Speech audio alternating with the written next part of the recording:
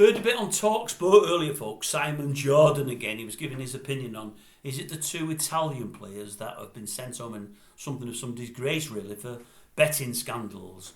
One of them, I think, has been banned for 7 months. I can't remember his name. And one of them, is it Bruno Tonioli, the guy from Newcastle? Wait a minute. All right, you've wrote it down for me. Sorry, different fella, different thing altogether. What's the guy's name? Sandro Tonali. Bruno Tonioli?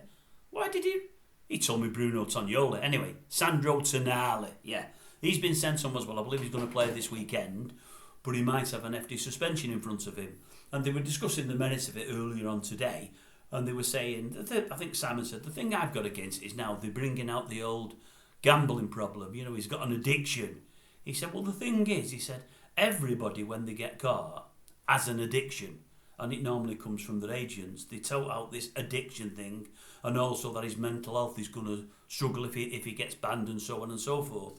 He said, and I get that they use it. He said, but I have to ask, why did they only mention the addiction when they get caught? Surely before they got caught, if they're now saying he's got an addiction, they knew it then. Why does it not get brought out then? Why did they not do something about it then? And I thought, you know what, Simon, you're spot on. You really are.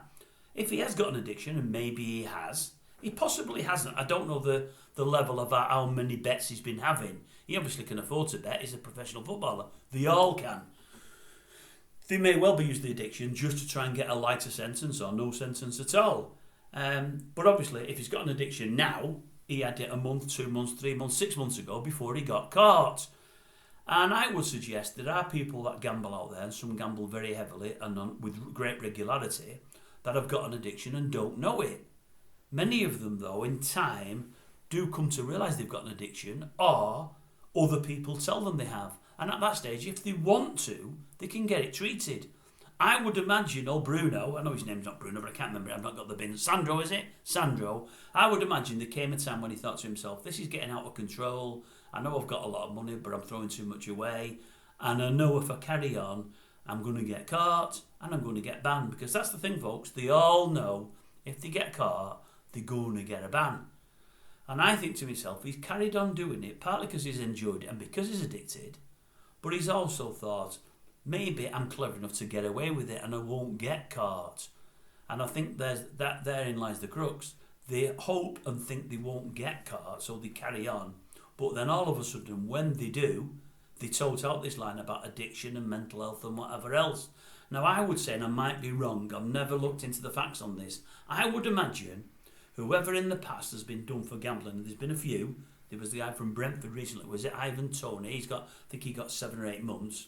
Anyway, I would imagine, regardless of whether they knew they had an addiction when they were betting, when they've got caught, the addiction card has always been played. They've always mentioned that. But after they've got caught and faced a lengthy ban and maybe a fine, I would guess, and I think I'll probably be right in this one, they've come back, they've carried on playing, they've kept the nose down, and all the time they've been a professional footballer thereafter, they've never had a bet again. Which just shows, once they've been caught, and they realise what they're going to suffer from it, what they've got to go through when they get banned, and how much it's going to cost them, they then realise, well, I can't afford to do it again, because the ban's going to be a whole lot longer, and I'm going to lose a whole lot more money. So I'm going to stop doing it. Now, if it takes a ban to make them realise that, why, I ask, do they not decide to do it before that ban comes? Why do they not think, wait a minute, I'm going to get banned, I'm not going to like it, I'm going to lose a lot of money, that's it, no more gambling for me, or at least no more till I retire. And there's the nub, folks. That's what they should be doing. They will know whether or not they've got an addiction. They just think, I believe, that they're cleverer than the system and they won't get detected. But in the end, they all do. But as I say, as soon as they all do, the addiction card's played. The mental health card is also played, because everyone loves the mental health, don't they? Especially with blokes. Oh, aye, everybody loves that one now. It's the biggie out there. And as I say, it normally brings down the sentence, but you normally find they come back, never gamble again. So what I would ask is, why gamble to start with? And as Simon said, why bring in the old gambling addiction to the arena when you've never used it before whilst you were gambling? So Simon, on that one, I'm with you 100%.